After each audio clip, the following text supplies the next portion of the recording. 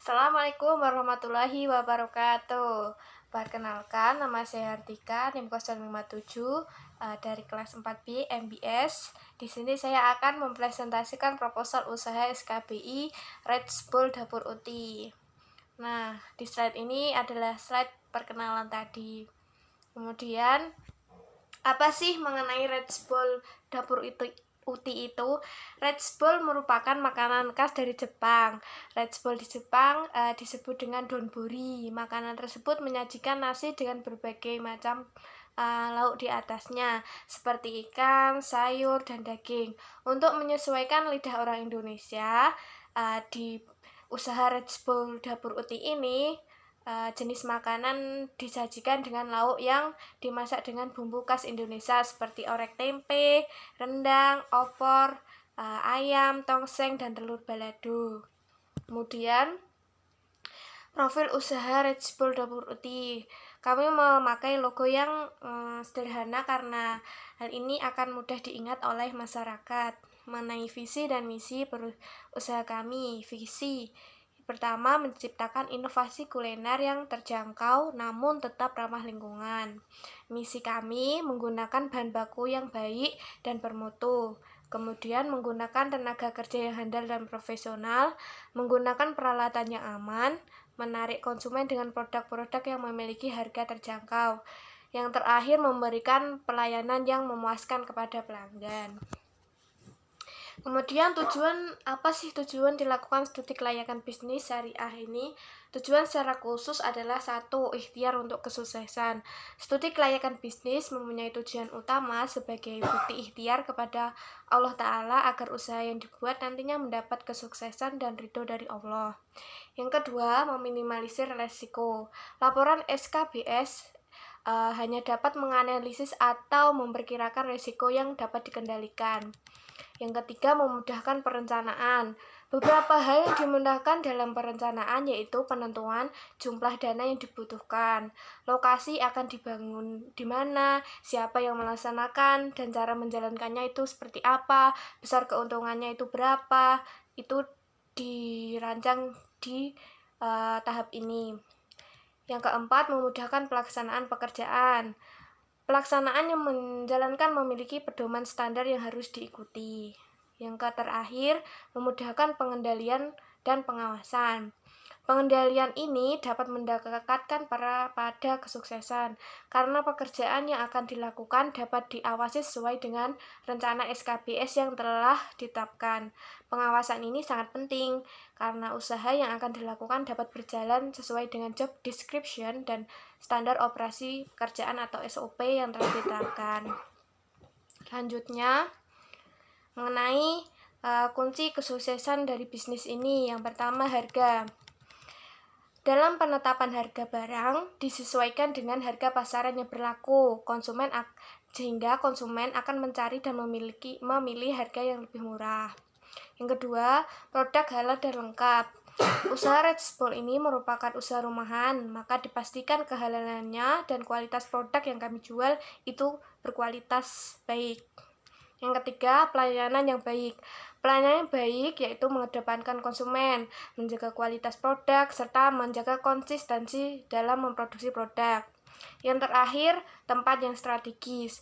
Tempat usaha yang diinginkan konsumen adalah mudah dijangkau dan tidak mengalami kesulitan untuk menuju ke outlet tersebut. Tempat tersebut seperti dekat dengan perumahan, di pinggir jalan utama, dan tersedianya parkir yang luas. Selanjutnya, mengenai analisis makroekonomi. Di sini dapat dilihat di tabel. Hampir seluruh perusahaan industri manufaktur berskala besar dan sedang di Kota Salatiga di tahun 2021 terletak di Kecamatan Argomulyo 45%.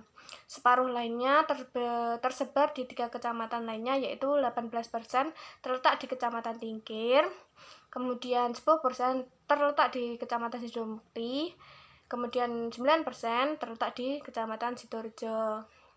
Jumlah perusahaan manufaktur di daerah Sidomukti berada di tingkat sedang. Sehingga ini dijadikan peluang yang bagus untuk membuat usaha Reachable ini, karena pesaing produk tentu juga lebih sedikit atau tidak terlalu banyak. Yang kedua, analisis demografi. Dapat dilihat dari di tabel angka pertumbuhan di Kecamatan Sidomukti sebesar 54 jiwa. Angka ini cukup tinggi sehingga dapat dijadikan peluang usaha untuk mendapatkan konsumen sebanyak-banyaknya. Yang ketiga, analisis sosial budaya. Seiring perubahan dari waktu ke waktu menyebabkan masyarakat Indonesia, khususnya masyarakat daerah Salatiga, adalah masyarakat kota yang cenderung berperilaku praktis dan konsumtif untuk memenuhi kebutuhan sehari-hari. Ini jadikan peluang dari usaha ini. Yang keempat, analisis teknologi. Di era globalisasi ini, dalam hal teknologi juga mengalami kemajuan. Dengan adanya peluang ini, kami memanfaatkan untuk mempromosikan produk. Dalam melakukan pemasaran produk, kami memanfaatkan media e-commerce seperti Facebook, Instagram, WhatsApp, GoFood, dan GrabFood. Dari beberapa media sosial yang digunakan, paling efektif menurut perkembangan digital saat ini adalah melalui Instagram dan Facebook, karena rata-rata masyarakat menggunakan media sosial tersebut.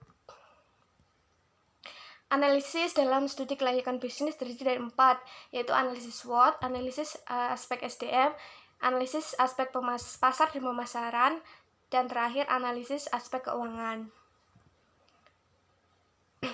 Yang pertama, analisis SWOT.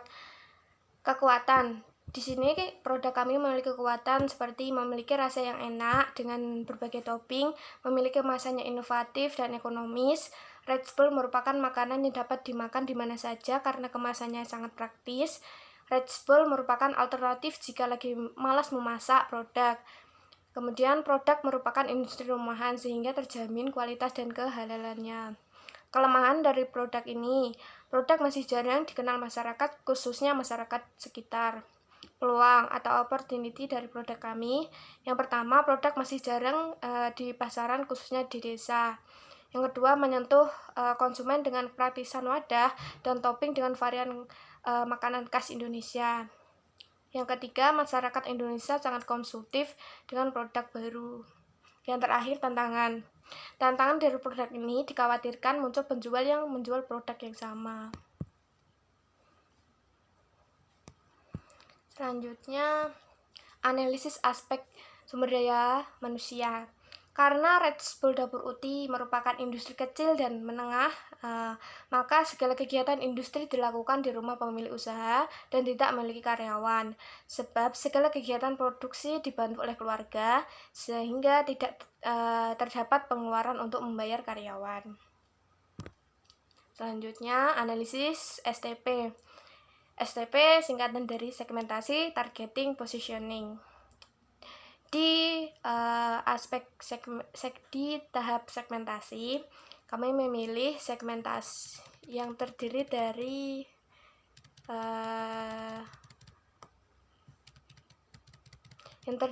segmentasi lokasi. Produk ini dijual dengan berbagai cara, contohnya menggunakan aplikasi, dijual di sekitar lokasi bisnis. Yang kedua, segmentasi waktu. Produk ini memulai diproduksi karena sedang banyak diminati. Yang ketiga, segmentasi harga. Produk ini diajukan untuk kalangan umum. Kemudian segmentasi demografi. Produk ini dijual untuk semua kalangan yang menyukai makanan yang praktis. Segmentasi psikografis. Karena produk ini sedang tren, maka banyak yang meminati produk Reachable ini. Yang terakhir, segmentasi sosial budaya. Produk ini juga mengenalkan tentang bagaimana cita rasa masakan Indonesia. Kemudian tahap targeting. Produk Reachable ini diproduksi dan ditujukan pada pendekatan konsumen yang bersifat individual atau custom targeting strategi. Target penjualan per hari sebanyak 18 porsi. Positioning. Kami membuat posisi produk dengan membuat produk yang halal dan berkualitas yang baik. Yang kedua, merupakan bisnis memenuhi kebutuhan primer sehingga peluangnya sangat banyak. Yang ketiga, menggunakan e-commerce dalam memasarkannya. Selanjutnya, analisis aspek keuangan dapat dilihat di tabel.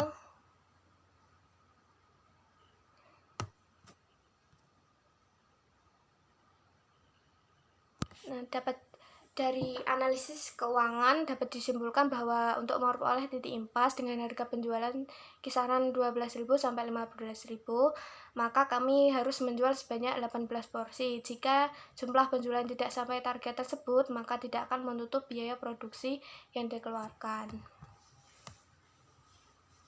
Kemudian analisis aspek pasar dan pemasaran.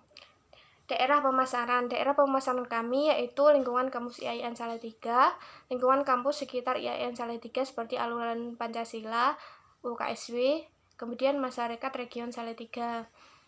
Pasar sasaran, kami memilih mahasiswa dan masyarakat dengan rentan usia remaja hingga dewasa. Harga jual kami memiliki 6 variasi Rich Bull. Yang pertama Rich Bull sambal mata kami menjual dengan harga 12.000. Yang kedua Rich Bull Hot Lava kami menjual dengan harga 12.000. Yang ketiga Rich Bull pecel lele kami menjual dengan harga 14.000. Yang keempat Rich Bull telur balado kami menjual dengan harga 10.000 per porsi. Yang kelima Rich Bull ayam bumbu Laos kami menjual dengan harga 15.000 per porsi. Yang keenam Rich Bull orek tempe kami menjual dengan harga 12.000 per porsi. Selanjutnya, sistem penjualan dan pembayaran. Sistem penjualan kami menggunakan sistem penjualan langsung melalui gerai dan menambah pada penjualan online melalui partner GoFood dan GrabFood. Sistem pembayaran dibayarkan secara tunai dan menggunakan e-money seperti OVO, ATM, GoPay, dan lain-lain. Saluran distribusi kami, pelanggan memesan secara langsung ke gerai dan bisa melalui online dengan memesan via GoFood ataupun GrabFood. SDM kami akan memproses layanan dan pelanggan membayar sesuai dengan metode pemesanan yang dipilih. Pembayaran dilakukan secara tunai ataupun e-money seperti OVO, ATM, GoPay, dan lain-lain. Promosi, kami menggunakan media promosi seperti media online melalui Instagram, Facebook, Line, dan WhatsApp. Yang kedua, media offline seperti periklanan melalui media cetak dan mengikuti standar bazar pada event tertentu. Yang terakhir, WOM atau word of mouth. Jumlah pesaing sejenis di lingkungan usaha. Kami menemukan ada 3 jenis usaha yang hampir sama dengan usaha kami. Namun dari masing-masing usaha tersebut kurangnya promosi dari mereka dan kurangnya variatif produk dan fasilitas yang mereka tawarkan. Sehingga produk kami akan lebih masuk ke dalam masyarakat. Dari analisis di atas dapat disimpulkan bahwa usaha Rich Bull Dapur Uti ini layak untuk diperjualbelikan. Sekian dari saya. Wassalamualaikum warahmatullahi wabarakatuh.